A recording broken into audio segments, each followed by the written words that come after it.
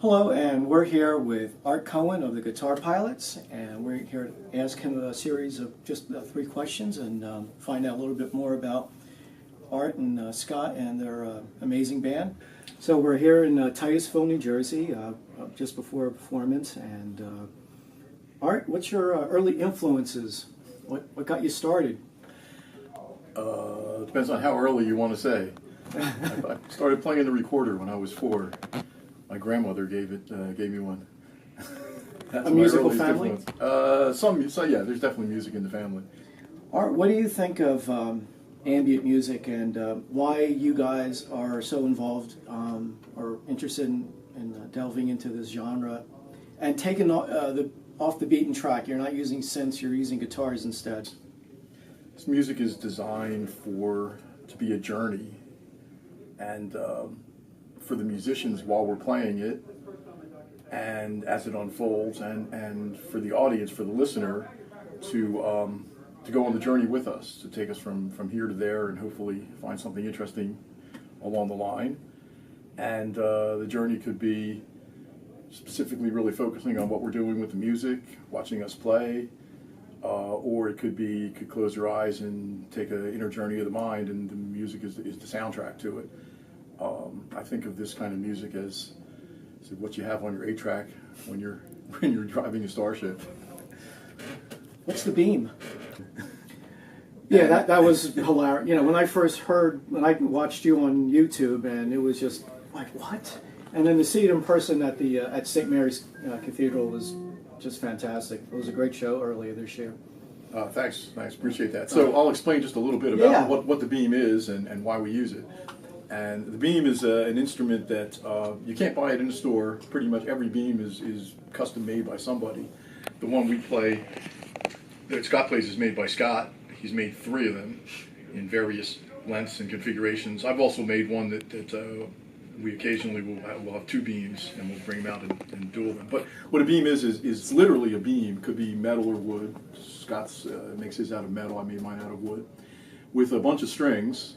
I believe the one we're playing tonight has 21 strings strung across it, and the tuning is they're basically tuned to the same note. So you have a whole lot of strings tuned to the same note, and they're tuned fairly slack. Seems to work counterintuitively. When I first was playing around with it, I thought, oh, they should be tight like a piano to get the most harmonics, but it turns out that a better sound is when they're loose and they get really vibrating around. Anyway, so it has a bunch of strings, and then the pickup, the sound is picked up electronically, or electromagnetically, I should say, similar to the way an electric guitar, actually literally, the same as the way an electric guitar works with an electric guitar pickup. Multiple pickups configured so it covers all the strings. And it's played in any number of ways. There's no rules about it, but usually it's a combination of plucking the strings, rubbing on the strings, bowing the strings with a violin bow, using metal rods or tubes to rub on the strings, or roll them on the strings, or bounce them off the strings. All different ways of just getting something vibrating. And because it's so long and it's tuned fairly slack, it has huge bass notes, low tones, and there's something viscerally impactful about low tones. Like, if they're loud enough, they could cause physical effects that might be desirous or not desirous, depending on what sort of physical effects they are. Anyway, so they really just creates an enveloping sound that just captures the whole room, and so we use it as a spice, as a flavor, and we'll have some sections where it's primarily the beam doing its thing, just because it sounds so otherworldly. And not everybody's doing it, so that's the other reason why they're cool. So that's kind of what's going on with the beam. So, all right, most of these bands that we listen to are really heavy synth oriented, of course, and you guys are blazing a new trail and deciding not to have synths, but instead use guitars. You want to maybe get into that a little? Most groups and artists that play in the field of electronics / ambient / space music use synthesizers. And of course the music itself is generally electronic, although I can't rule out that there's some artists that will use actually acoustic instruments to do it, or even their own voices, like harmonics singing. Spectral Voices, I believe, is a group that did that. Anyway, so the reason for doing it with guitars is, one, because it's, well, I'm primarily a guitarist, although I also play synthesizers and bass and banjo and other instruments. But the thing that's different between a guitar and a synthesizer is that on a guitar, my finger, my hand, is touching the strings. I'm directly physically connected with the creation of the sound, even though it's subsequently processed and becomes, you know, an electronic medium. I use loops, echoes, distortions, all different types of processing. But I feel more physically connected to it, and that's why that's my preferred instrument for playing space music. Even when I'm playing, there's other duos I played in where the other half is a synthesis.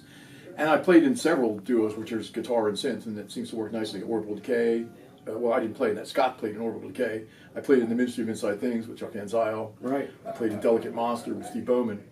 And actually, I kind of got this idea when Orbital Decay and Ministry of Inside Things were doing some shows where we shared the bill, which happened on several occasions. And I thought, okay, well, these bands each have the same type of lineup.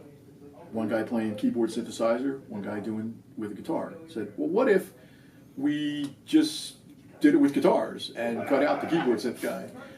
And so this idea had been stewing in my head for many years. And eventually I got together with Scott, and we had a jam, and it sounded good, and it worked.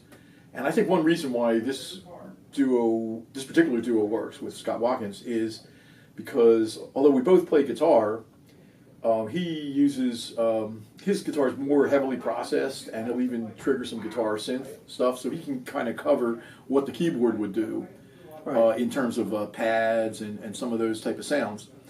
And I've developed a style of guitar playing which is rhythmic and percussive, and works against the delay and some exact timing, and that kind of covers what the sequencer would do in a keyboard or synth-oriented band. So we kind of have ways of creating all the elements, but of course they don't sound the same. They sound uniquely like guitar music. And for both of us, the notion of being physically connected to it really just makes the music, to my ear and my feeling, more human, more connected. Sure. So that's why we do it with guitars. We've enjoyed it. Well, thank you. Okay, we're here again with Cosmic Crossings Television. My name is Nick Mellis, and tomorrow, we are interviewing Mario Paoli. Mario, welcome to the concert. Thank you very much for playing tonight. Thank you. We look very much forward to hearing you play, and we got a bunch of questions we want to ask because we don't get superstars around here that often. When and how did you get into music? Well, my family was very musical since I guess I was born, so there was always music around. But it really had a big, more of a kick when I was like 7 years old. I was waiting in the window for Dad to arrive from work, like I always did. And when he got out of the car in front of the house, I noticed he had a guitar in one hand. And later I realized they were LPs, like two LPs. The first Beatle album, or one of them called Something New, and a Trini Lopez album from this guitar player from, I think he's Mexican or Costa Rican or something. Kind of jazzy, wannabe jazzy Latin kind of jazz thing. And that changed my life, you know. But we didn't get a teacher for me for the guitar for a couple months. I remember that. I don't know why, but we searched, my mother searched so it took about a couple months. So the first problem was that I didn't know how to tune the guitar.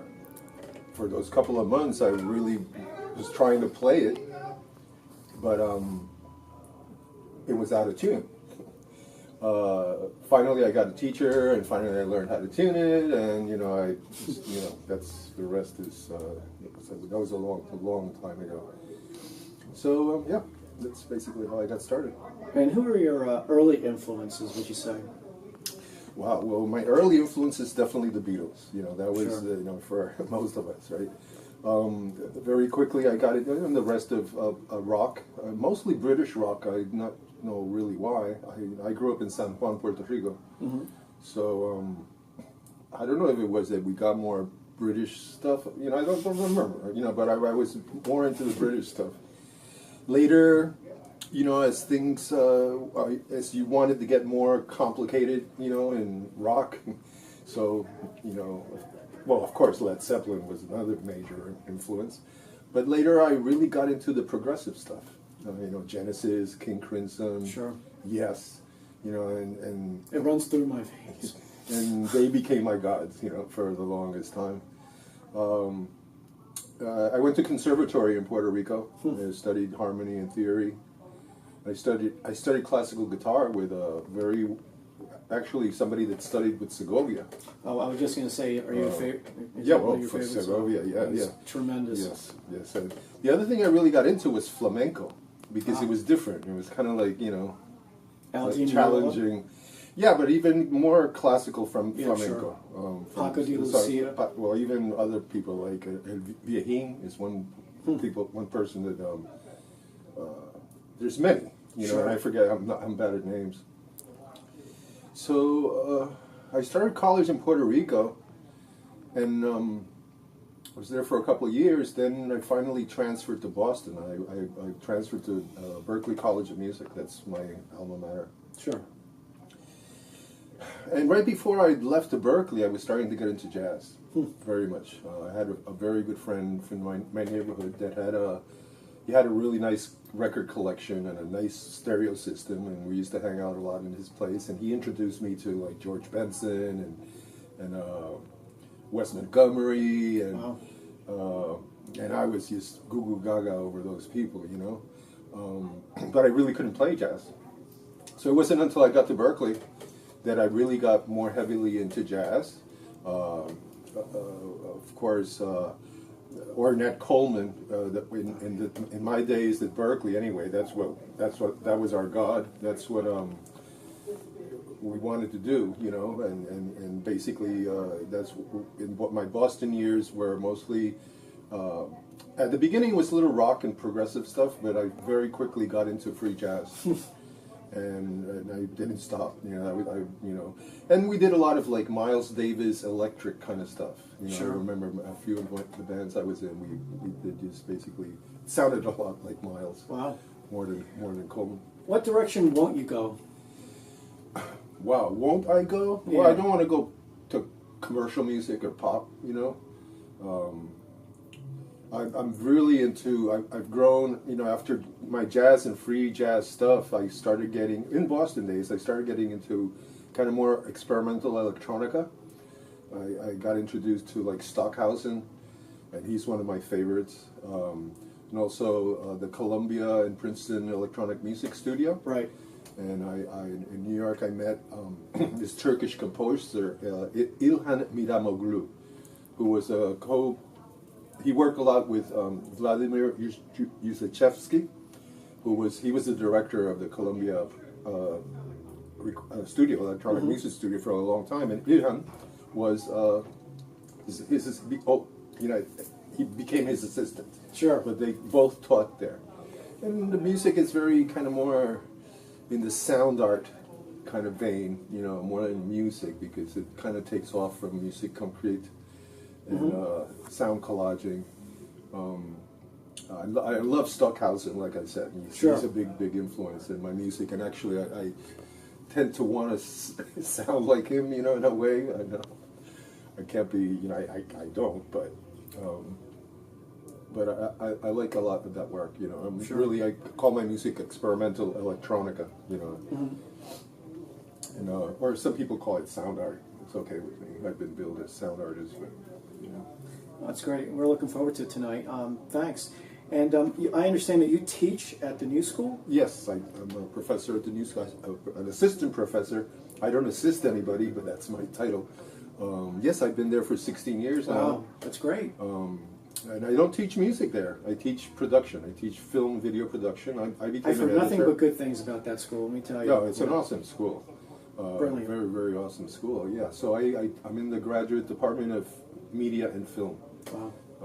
I think they dropped the film part, so now it's called the Graduate School of Media. The New School for New Media, or something like that. So, anyway. So yeah, I teach film and video production and audio production mostly. You know, Wow. and sometimes students ask me private studies for music ideas and stuff, but mostly production work. Facebook? Yeah, I'm in Facebook, and I always post posters and announcements of where I'm performing. Excellent. I also do. I put my music sometimes. Sure. I post some of my music, but also at SoundCloud. Right. You can get a larger selection of old stuff. And I'm sure if they want more information, they can go to Bandcamp as well and find you there. Yep. I'm Cool. not in Bandcamp, but maybe I will soon. Cool. But if Facebook and SoundCloud for now. Excellent. Well, thank you very much. Have a great performance. Thank you very much.